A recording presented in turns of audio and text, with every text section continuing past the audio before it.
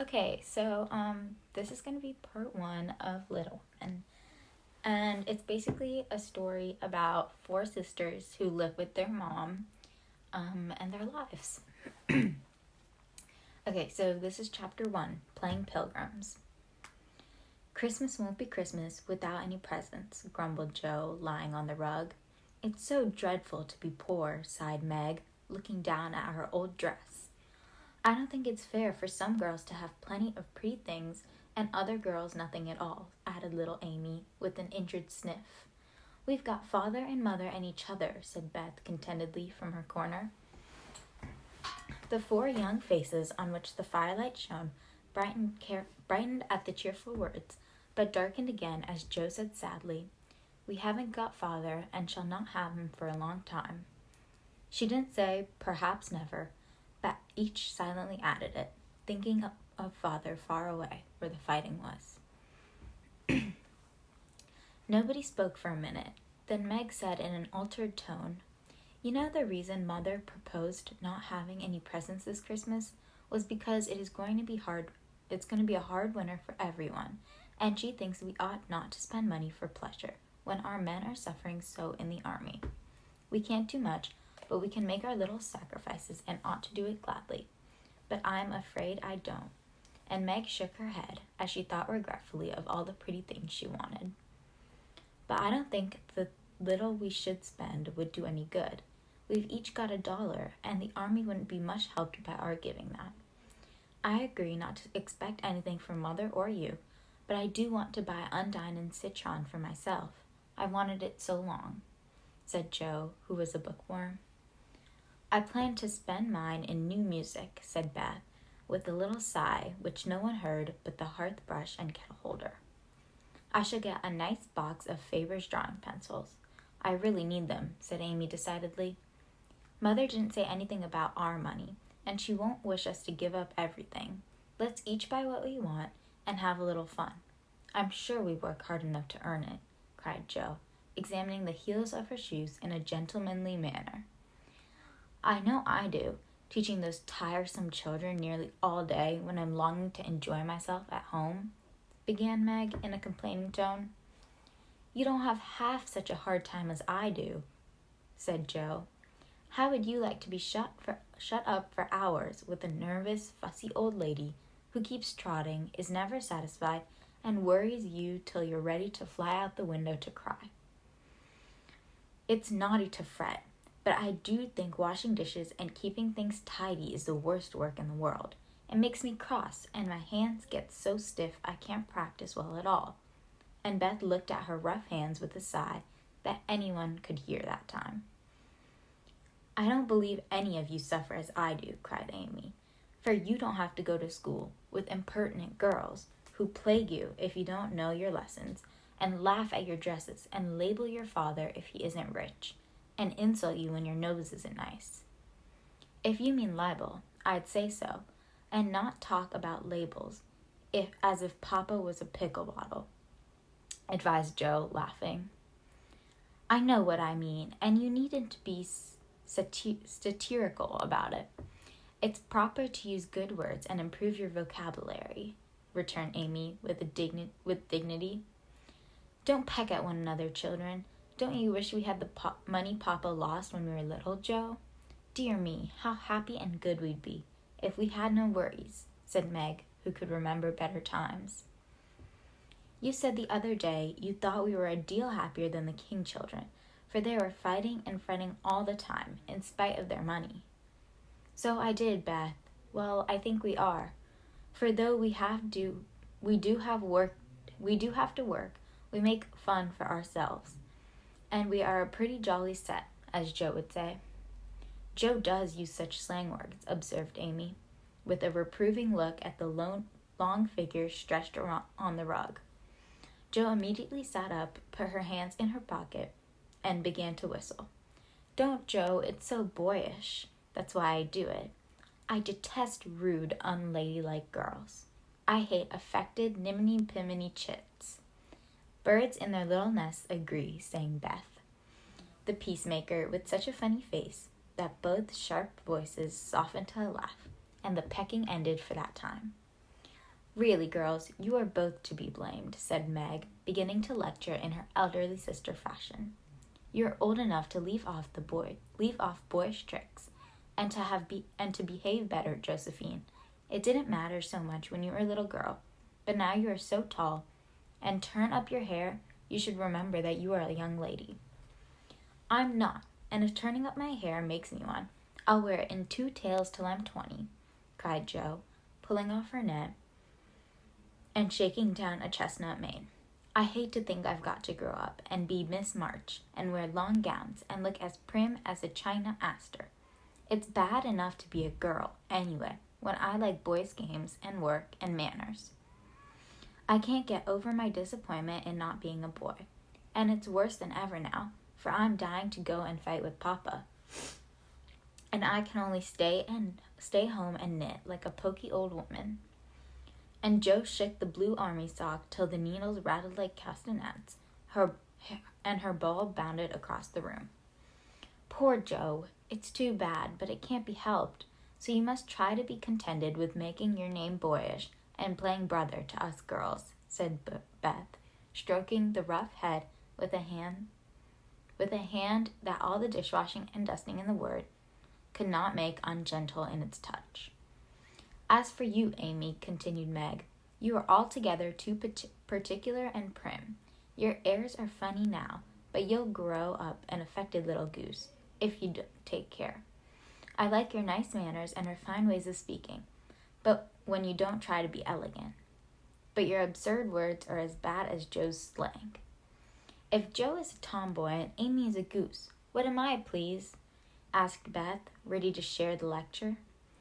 You're a dear and nothing else, answered Meg warmly, and no one contradicted her, for the mouse was the pet of the family.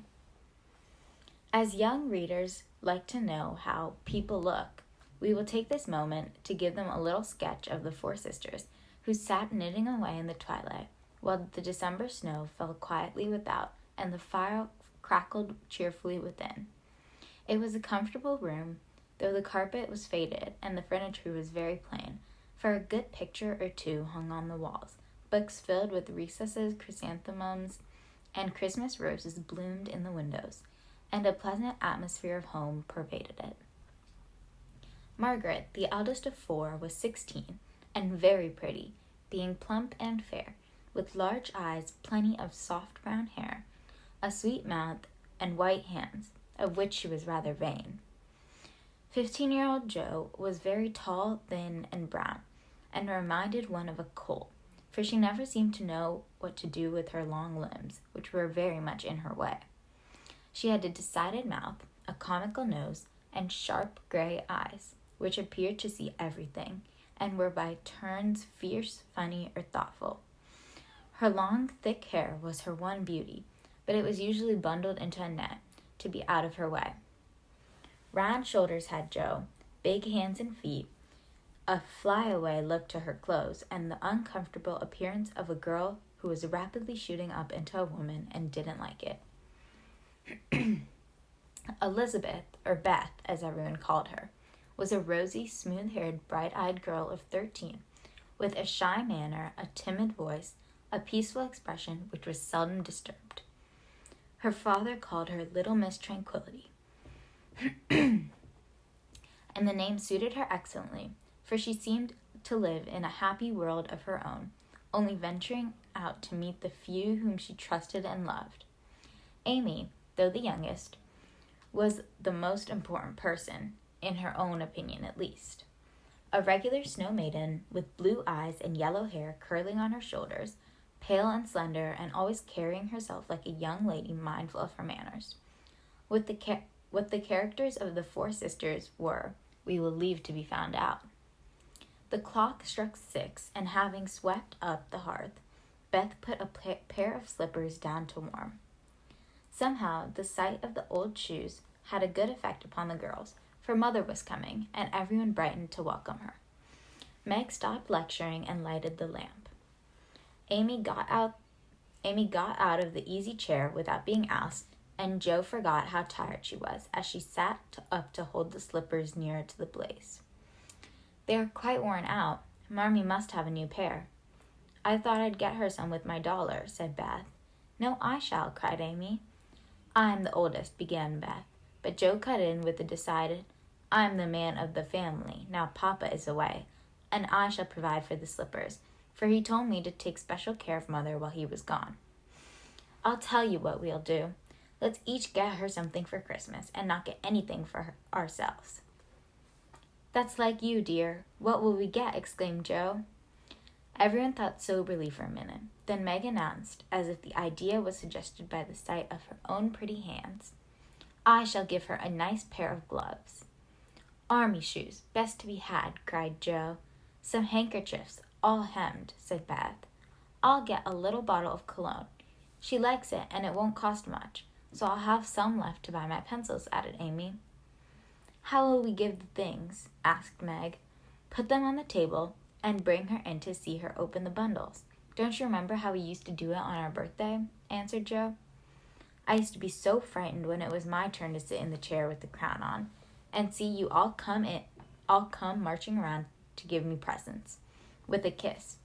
I liked the things and the kisses, but it was so dreadful to have you sit looking at me while I opened the bundles, said Beth, who was toasting her face and the bread for the tea at the same time. Let Marmee think we are getting things for ourselves, then surprise her. We must go shopping tomorrow afternoon, Meg. There is so much to do about the play for Christmas night, said Joe, marching up and down with her hands behind her back and her nose up in the air. I don't mean to act any more after this time. I'm getting too old for such things, observed Meg, who was as much a child as ever about dressing up frolics. You won't stop, I know, as long as you can trail around in a white gown with your hair down and wear gold paper jewelry. You are the best actress we've got, and there'll be an end of everything if you quit the board, said Joe. We ought to rehearse tonight. Come here, Amy, and do the fainting scene, for you are as stiff as a poker for that. I can't help it. I never saw anyone faint, and I don't choose to make myself all black and blue, tumbling and flat as you do. If I can go down easily, I'll drop. If I can't, I shall fall into a chair and be graceful. I don't care if Hugo does come at me with a pistol, returned Amy, who was not gifted with dramatic power, but was chosen because she was small enough to be borne out shrieking by the villain of the piece. Do it this way. Clasp your hands so, and stagger across the room, crying frantically, Roderigo, save me, save me, and away went Joe with a melodramatic scream, which was truly thrilling. Amy followed, but she poked her hands out stiffly before her, and jerked herself along as if she went by machinery, and her ow was more suggestive of pins being run into her than of fear and anguish. Joe gave a despairing moan, and Meg laughed outright, while Beth let her bread burn as she watched the fun with interest.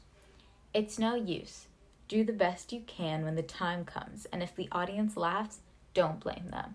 Come on, Meg. Then things went smoothly, for Don Pedro defied the world in a speech of 2 pages without a single break. Hagar, the witch, chanted an awful incantation over her kettleful of simmering toads with a weird effect. Roderigo rent his chains asunder manfully, and Hugo died in agonies of remorse and arsenic with a wild ha-ha. It's the best we've had yet, said Meg, as the dead villain sat up and rubbed his elbows. I don't see how you can write and act such splendid things, Joe. You're a regular Shakespeare, exclaimed Beth, who firmly believed that her sisters were gifted and wonderful genius in all things. Not quite, replied Joe modestly.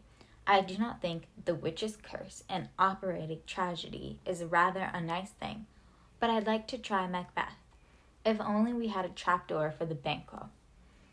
I always wanted to do the killing part. Is that a dagger I see before me? Muttered Joe, rolling her eyes and clutching at the air, as she had seen a famous tragedian do. No, it's the toasting fork, with Mother's shoe on it instead of the bread. Beth's stage struck, cried Meg, as the rehearsal ended in a general burst of laughter.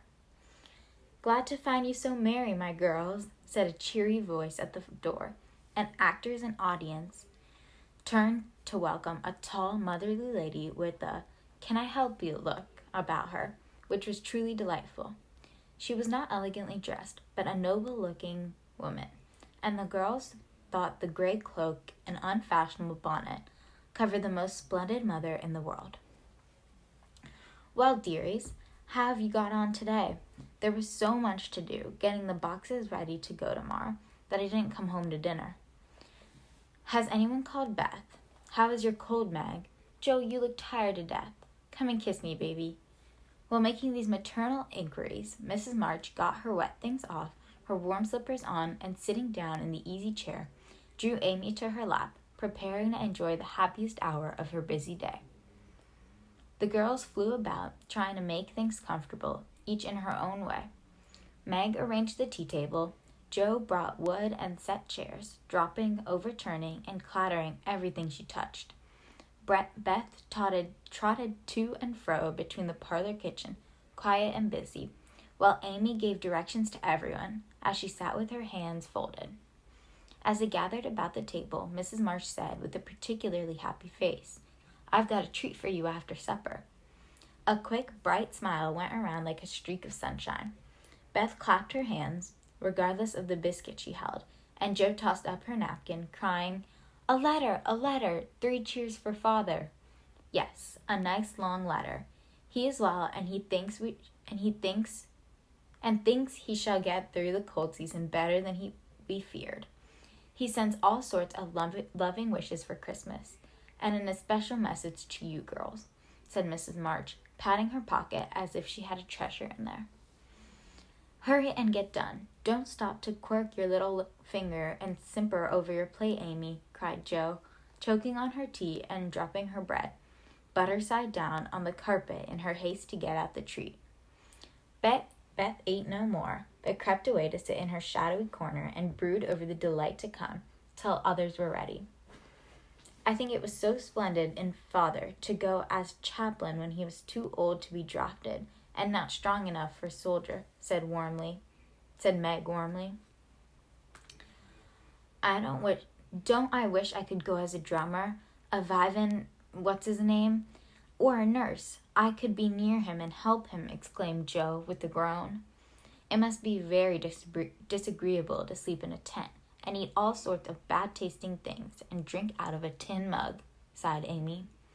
"When will he come home, Marmee?" asked Beth, with a little quiver in her voice. "Not for many months, dear, unless he is sick. He will stay and do his work faithfully as long as he can, and we won't ask for him back a minute sooner than can be spared. Now, come and hear the letter." They all drew to the fire, Mother in the big chair with Beth at her feet, Meg and Amy perched on either arm of the chair, and Joe leaning on the back, where no one would see any sign of emotion if the letter should happen to be touching. Very few letters were written in those hard times that were not touching, especially those which fathers sent home. In this one, little was said of the hardships endured, or the dangers faced, or the homesickness conquered. It was a cheerful, hopeful letter, full of lively descriptions of camp life, marches, and military news, and only at the end did the writer's heart overflow with fatherly love and longing for the little girls at home. "Give them all of my dear love and a kiss. Tell them I think of them by day, pray for them by night, and find my best comfort in their affection at all times. A year seems very long to wait before I see them, but remind them that while we wait, we may all work, so that these hard days need not be wasted. I know they will remember all I said to them, that they will be loving children to you, will do their duty faithfully, fight their bosom enemies bravely, and conquer themselves so beautifully that when I come back to them I may be fonder and prouder than ever of my little women." Everyone sniffed when they came to that part. Joe wasn't ashamed of the great tear that dropped off to the end of her nose, and Amy never minded the rumpling of her curls as she hid her face on her mother's shoulders and sobbed, "I'm a selfish girl. but I'll truly try and be better, so he mayn't be disappointed in me by and by."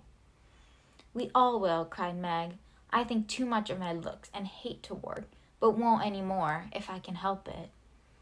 I'll try and be what he loves to call me, a little woman, and not be rough and wild, but do my duty here instead of wanting to be somewhere else," said Jo, thinking that keeping her temper at home was a much harder task than facing a rebel or two down south.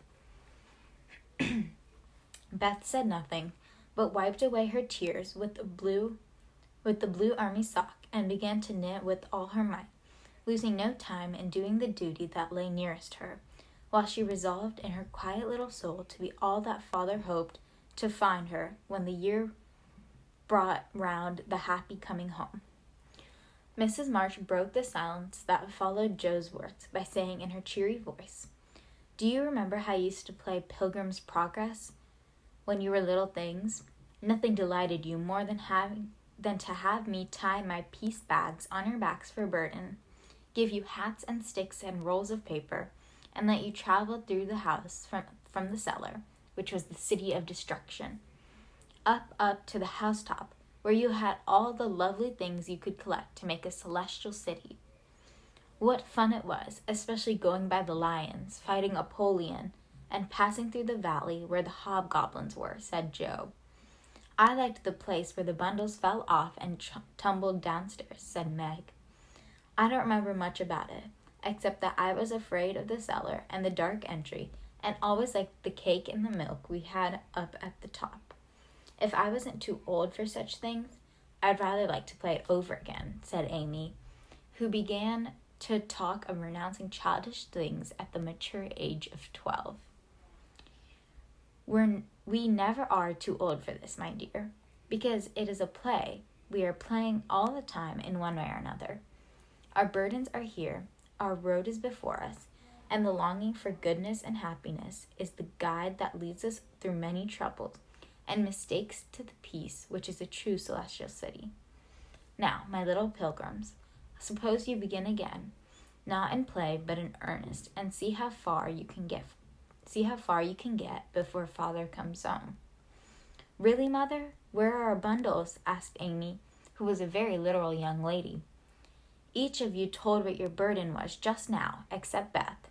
I rather think she hasn't got any," said her mother. "Yes, I have. Mine is dishes and dusters and envying girls with nice pianos, and being afraid of people."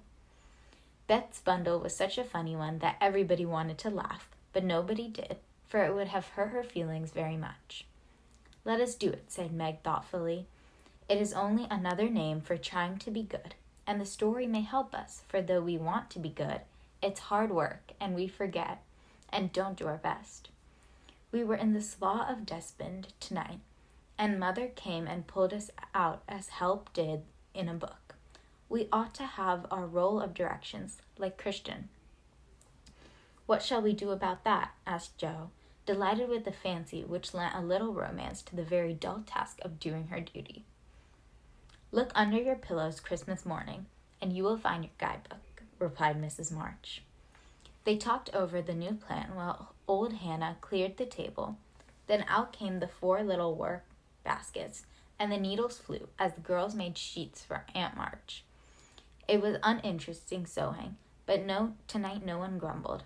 They adopted Jo's plan of dividing the long seams into 4 parts and calling the quarters Europe, Asia, Africa, and America, and in that way got on capitally, especially when they talked about the different countries as they stitched their way through them. At 9, they stopped work and sang, as usual, before they went to bed. No one but Beth could get much music out of the old piano, but she had a way of softly touching the yellow keys and making a pleasant accompaniment to the simple songs they sang. Meg had a voice like a flute, and she and her mother led the little choir. Amy chirped like a cricket, and Jo wandered through the airs at her own sweet will, always coming out at the wrong place with a croak or quaver that spoiled the most pensive tune. They had always done this from the time they could lisp. "Crinkle, crinkle, little tar," and it had become a household custom, for the mother was a born singer. The first sound in the morning was her voice as she went about the house singing like a lark, and the last sound at night was the same cheery sound, for the girls never grew too old for that familiar lullaby. Chapter 2. A Merry Christmas. Jo was the first to wake in the gray dawn of Christmas morning. No stockings hung at the fireplace, and for a moment she felt as much disappointed because she did not long ago, when her little sock fell down, because it was crammed so full of goodies. Then she remembered her mother's promise and, slipping her hand under her pillow, drew out a little crimson-covered book.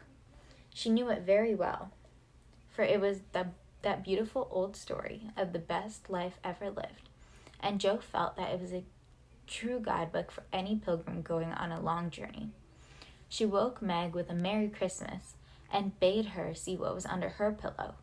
A green-covered book appeared, with the same picture inside and a few words written by their mother. Presently, Beth and Amy woke to rummage and find their little books also, one dove-colored, the other blue, and all sat looking at and talking about them, while the east grew rosy with the coming day. In spite of her small vanities, Margaret had a sweet and pious nature, which unconsciously influenced her sisters, especially Jo, who loved her very tenderly and obeyed her because her advice was so gently given.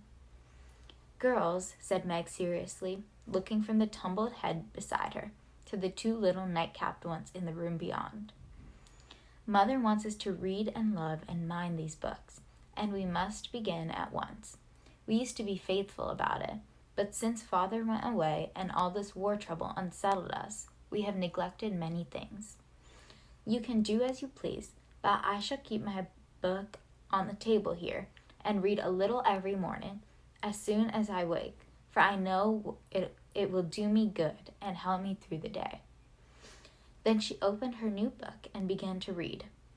Jo put her arm around her and, leaning cheek to cheek, read also, with a quiet expression so seldom seen on her restless face. "How good Meg is! Come, Amy, let's do as they do. I'll help you with the hard words, and they'll explain everything if we don't understand," whispered Beth, very much impressed by the pretty books and her sister's example. "I'm glad mine is blue," said Amy, and then the rooms were very still while the pages were softly turned and the winter sunshine crept in to touch the bright heads and serious faces with a Christmas greeting. "Where is Mother?" asked Meg, as she and Jo ran down to thank her for the gifts, half an hour later. "Goodness only knows. Some poor creetur came a-beggin', and your ma went straight off to see what was needed. There was never such a woman for giving away victuals and drink, clothes and firin'," replied Hannah, who had lived with the family since Meg was born, and was considered by them all more as a friend than a servant. "She will be back more, I think, so fry your cakes and have everything ready," said Meg, looking over the presents, which were collected in a basket and kept under the sofa, ready to be produced at the proper time. "Why, where is Amy's bottle of cologne?" she added, as the little flask did not appear. "She took it out a minute ago and went off to put a ribbon on it, or some such notion," replied Jo, dancing about the room to take the first stiffness off the new army slippers. "How nice my handkerchiefs look, don't they? Hannah washed and ironed them for me, and I marked them all myself," said Beth, looking proudly at the somewhat uneven letters which had cost her such labor. "Bless the child! She has gone and put Mother on them instead of M. March. How funny!" cried Jo, taking one up.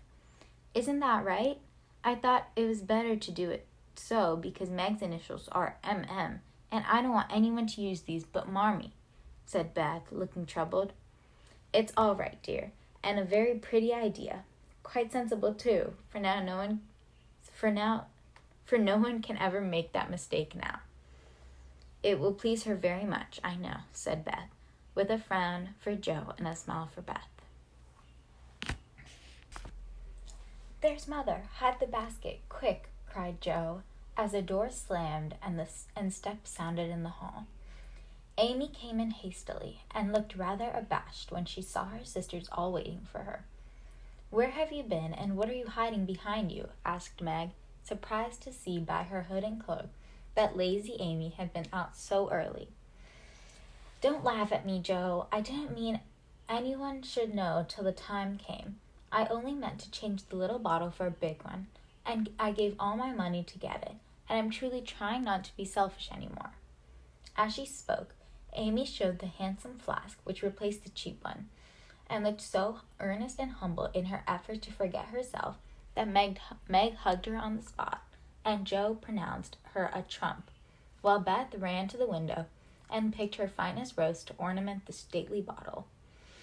"You see, I felt ashamed of my present after reading and talking about being good this morning, so I ran round the corner and changed it the minute I was up, and am so glad, for mine is the handsomest now." Another bang of the street door sent the basket under the sofa and the girls to the table, eager for breakfast. "Merry Christmas, Marie." "Many of them. Thank you for our books. We read some and mean to every day," they all cried in chorus. "Merry Christmas, little daughters. I'm glad you began at once and hope you will keep on. But I want to say one word before we sit down. Not far away from here lies a poor woman with a little newborn baby.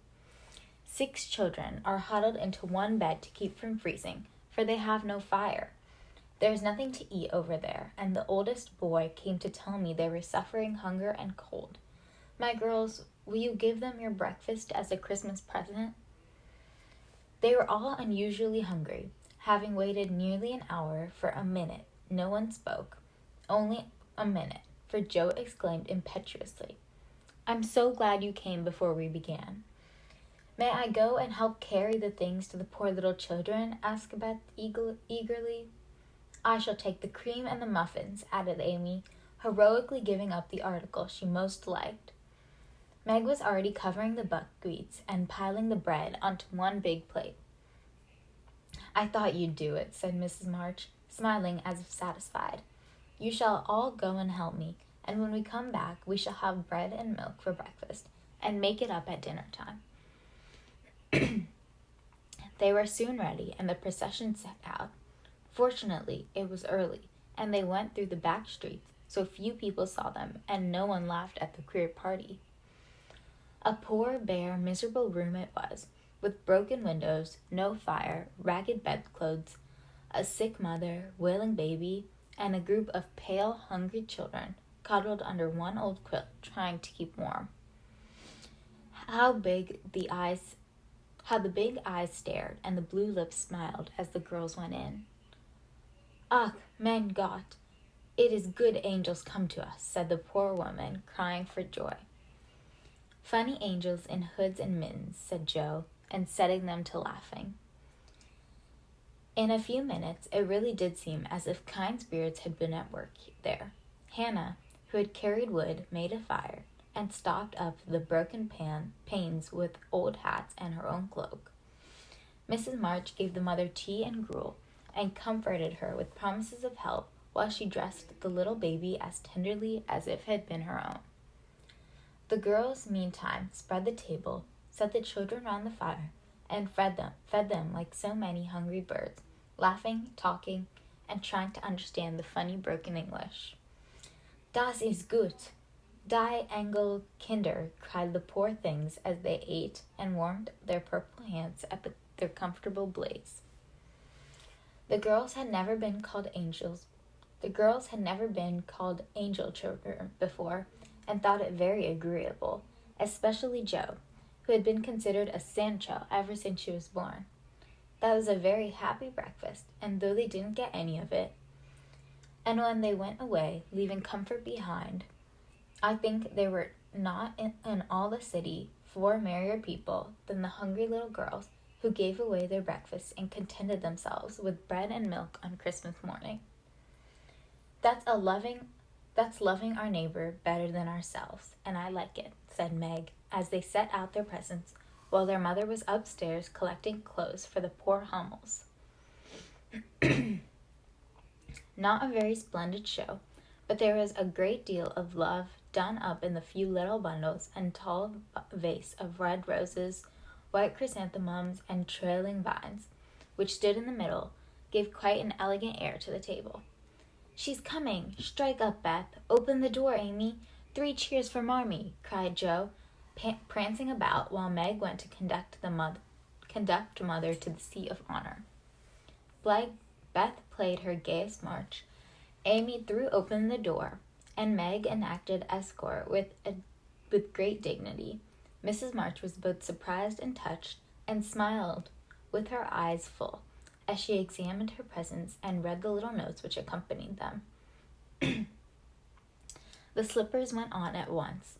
A new handkerchief was slipped into her pocket, well scented with Amy's cologne. The rose was fastened in her bosom, and the nice gloves were pronounced a perfect fit.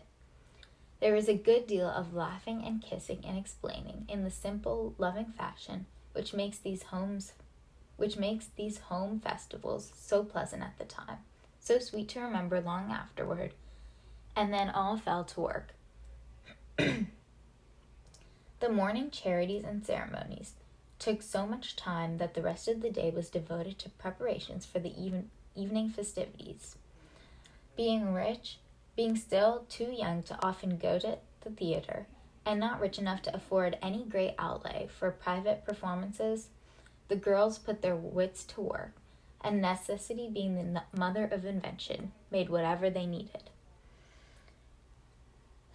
Very clever were some of their productions: pasteboard guitars and antique lamps made of old-fashioned butter boats covered with silver paper, gorgeous robes of old cotton, glittering with tin spangles from a pickle factory, and armor covered the same with useless diamond-shaped bits left in sheets when the lids of preserved pots were cut out. The big chamber was the scene of many innocent revels. No gentlemen were admitted, so Jo played male parts to her heart's content, and took immense satisfaction in a pair of russet leather boots given her by a friend who knew a lady who knew an actor. These boots, an old foil, and a slashed doublet, once used by an artist for some picture, were Jo's chief treasures, and appeared on all occasions. The smallness of the company made it necessary for the 2 principal actors to take several parts apiece, and they certainly deserved some credit for the hard work they did in learning 3 or 4 different parts, whisking in and out of various costumes, and managing the stage besides. It was excellent drill for their memories, a harmless amusement, and employed many hours which otherwise would have been idle, lonely, or spent in a less profitable society. On Christmas night, a dozen girls piled onto the bed, which was the dress circle, and sat before the blue and yellow chintz curtains in a most flattering state of expectancy. There was a good deal of rustling and whispering behind the curtain, a trifle of lamp smoke, and an occasional giggle from Amy, who was apt to get hysterical in the excitement of the moment. Presently the bell sounded, the curtains flew apart, and the operatic tragedy had begun. A gloomy wood, according to one playbill, was represented by a few shrubs in pots, green baize on the floor, and a cave in the distance. This cave was made with clothes for a horse, with a clothes horse for a roof, bureaus for walls, and in it was a small furnace in full blast, with a black pot on it and an old witch bending over it. The stage was dark, and the glow of the furnace had a fine effect, especially as real steam issued from the kettle when the witch took off the cover. A moment was allowed for the first thrill to subside, when Hugo, the villain, stalked in with a clanking sword at his side, a slouching hat, black beard, mysterious cloak, and the boots. After pacing to and fro in much agitation, he struck his forehead and burst out in a wild strain, singing of his hatred for Roderigo, his love for Zara, and his pleasing resolution to kill the one and win the other. The gruff tones of Hugo's voice, with an occasional shout when his feelings overcame him, were very impressive, and the audience applauded the moment he paused for breath. Bowing with the air of one accustomed to public praise, he stole to the cavern and ordered Hagar to come forth with a commanding, "What ho, minion, I need thee." Out came Meg, with gray horsehair hanging about her face, a red and black robe, a staff, and cabalistic signs upon her cloak. Hugo demanded a potion to make Zara adore him, and one to destroy Rodrigo. Hagar, in a fine dramatic melody, promised both, and proceeded to call up the spirit who would bring the love philtre.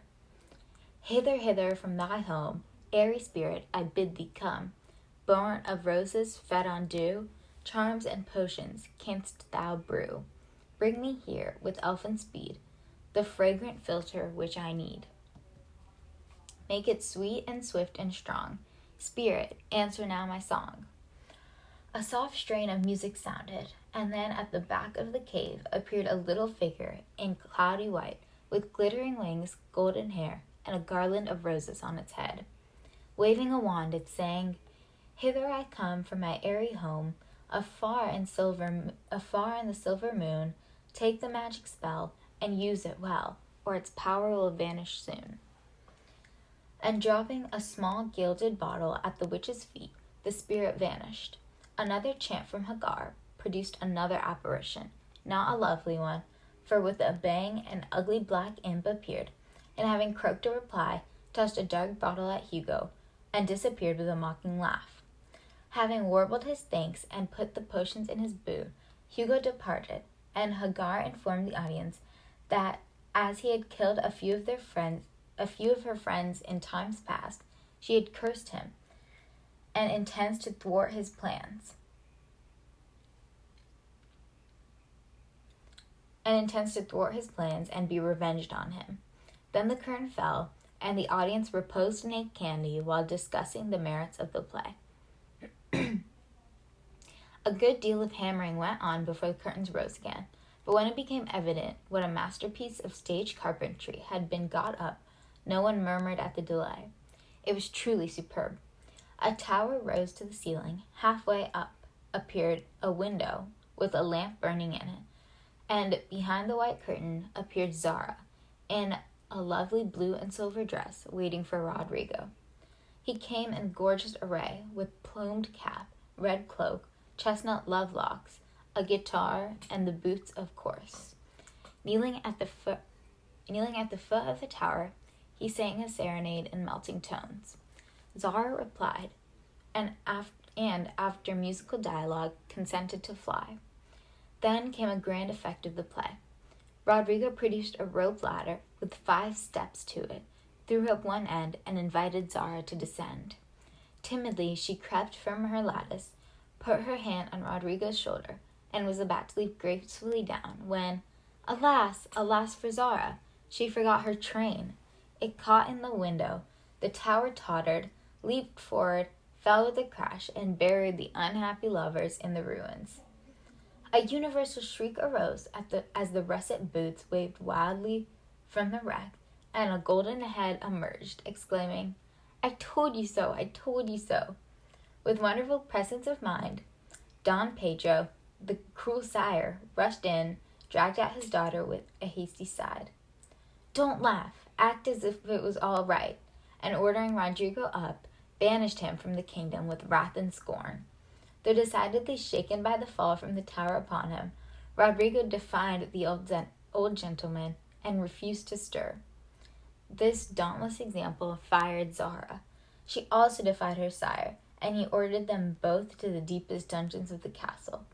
A stout little retainer came in with the chains and led them away, looking very much frightened and evidently forgetting the speech he ought to have made. Act 3 was the castle hall, and here Hagar appeared, having come to free the lovers and finish Hugo. She hears him coming and hides, sees him put the potions in 2 cups of wine, and bid the timid little servant, "Bear them to the captives in their cells, and tell them that I shall come anon." The servant takes Hugo aside and tells him something, and Hagar changes the cups for 2 others, which are harmless. Ferdinando, the minion, carries them away, and Hagar puts back the cup which holds the poison meant for Rodrigo.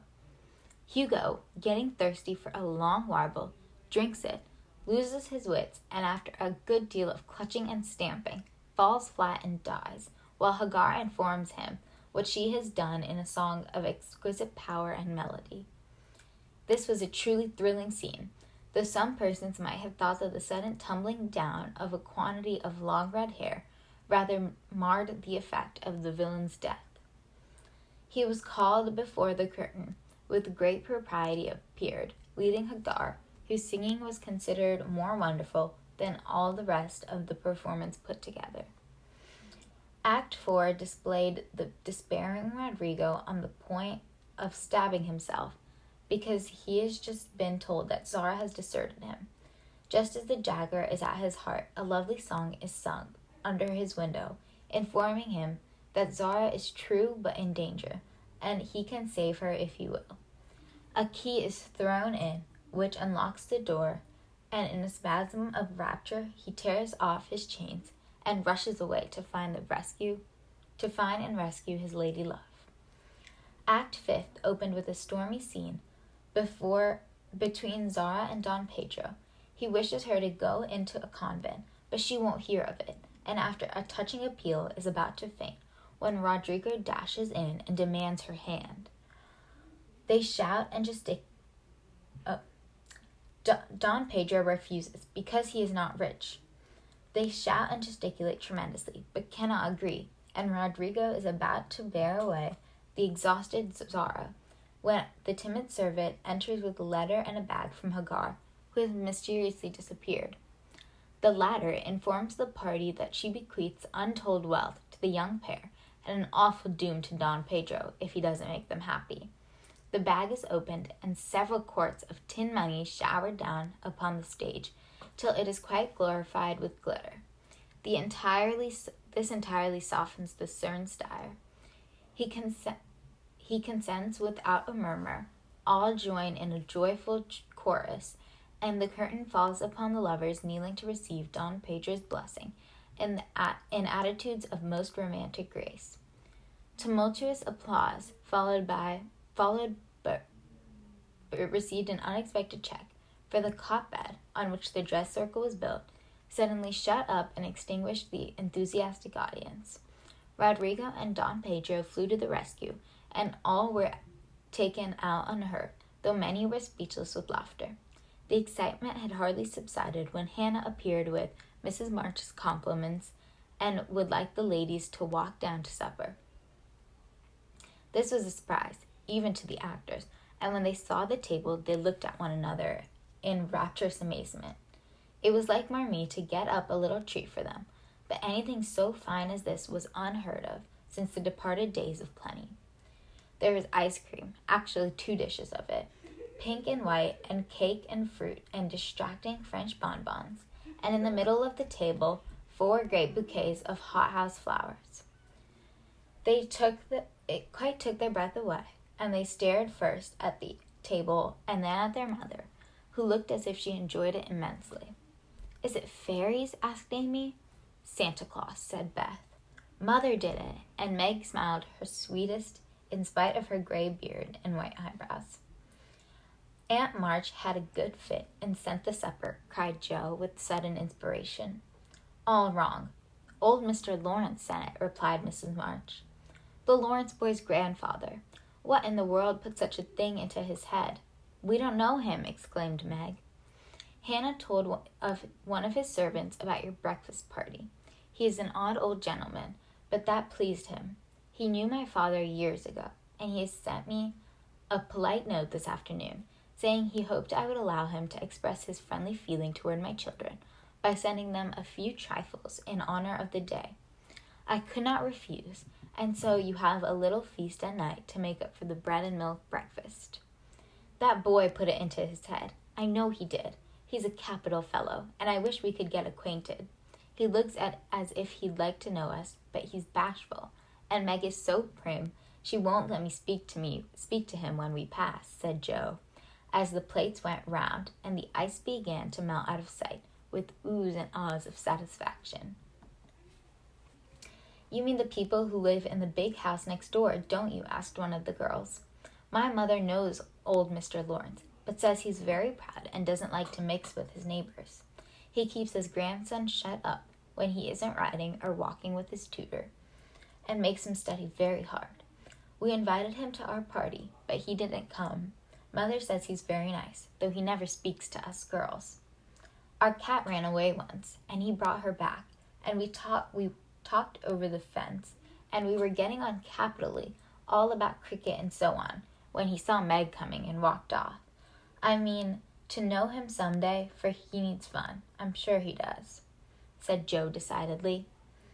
"I like his manners, and he looks like a gentleman. He looks like a little gentleman, so I have no objections to your knowing him, if a proper opportunity comes. He brought the flowers himself, and I should have asked him in if I had been sure what was going on upstairs.